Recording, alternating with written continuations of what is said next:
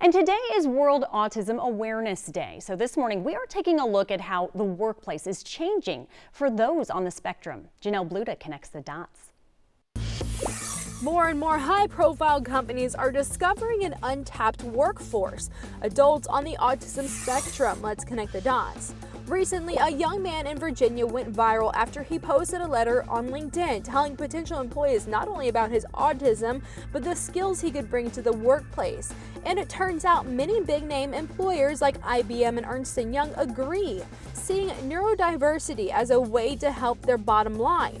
Ernst & Young, a global accounting powerhouse, has changed the interview process for applicants with autism, moving from a one-on-one interview that could be tough for someone who struggles to interpret social cues to a series of problem-solving challenges.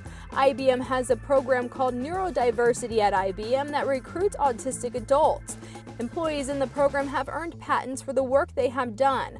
Recently, 60 Minutes found 30 large companies, including Microsoft and Ford, that were actively recruiting autistic employees. Despite these programs, adults on the autism spectrum in the U.S. experience high rates of unemployment. One recent study reported over 60% were unemployed and many others were underemployed. There is some good news. That young man in Virginia who posted a plea on LinkedIn ended up with several job offers after his story went viral.